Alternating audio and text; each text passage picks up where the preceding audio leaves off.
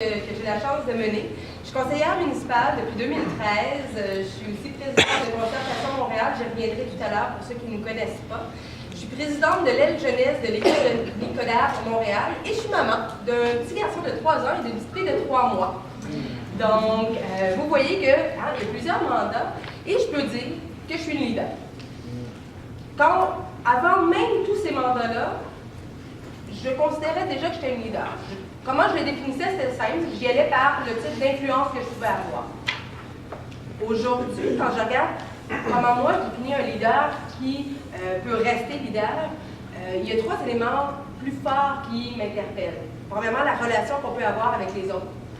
Deuxièmement, la vision et la compréhension qu'on a des enjeux. Et au final, l'efficacité. L'efficacité qu'on peut avoir comme leader. Donc, j'ai réfléchi à tout ça avant de m'en venir à la rencontre aujourd'hui. Puis, je me suis dit, je pense qu'on devrait pouvoir aborder ces thèmes-là. Puis, je pense que ça va être des éléments forts. Et c'est la raison pourquoi je tenais à être présente aujourd'hui. Je pense que la diversité dans les instances décisionnelles sont au cœur même de la représentation qu'on doit avoir et de la force qu'on peut avoir, que ce soit sur le conseil d'administration ou tout autre type d'organisation. À titre de présidente de Concertation Montréal, je suis heureuse de pouvoir participer pour la première fois à 180 minutes et je peux constater déjà dans la salle cette diversité-là dont on parle. Là, je vais retourner un petit peu à mes notes pour m'aider pour les pourcentages, mais juste entre nous en ce moment, on est 60% de jeunes de moins de 40 ans. 30% des personnes dans la salle sont aussi issues de l'immigration. 19% des membres de minorités visibles, 57% de femmes, et 87% d'entre nous, siégeant sur des conseils d'administration. Ça vous donne quand même déjà un bon portrait.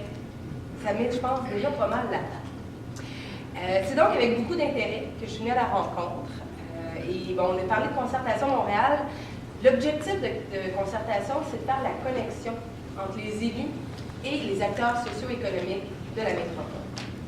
C'est d'avoir une vigie sur les bonnes pratiques, tant locales, régionales, provinciales, internationales. C'est un laboratoire pour tester toutes sortes de choses.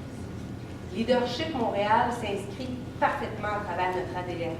Et je crois que vous en faites partie et qu'on aura la chance même de se revoir dans d'autres événements. J'aimerais énormément aussi souligner la part de nos partenaires qui assurent le succès de Leadership Montréal. Il s'agit donc de l'agglomération de Montréal, partenaire financier principal de Concertation Montréal, la fondation de la famille J.W. McConnell, l'Université Ryerson de Toronto, le Collège des administrateurs de Société de l'Université Laval, la Jeune Chambre de commerce de Montréal, le regroupement des Jeunes Chambres de commerce du Québec, Bénévoles d'affaires et le Forum jeunesse de l'île de Montréal. Donc, je ne veux pas vous retarder plus longtemps. Moi, je suis très heureuse de venir écouter notre conférencier qui, je crois, va être fort intéressant. Donc, un grand merci à tous et je vous souhaite une excellente soirée.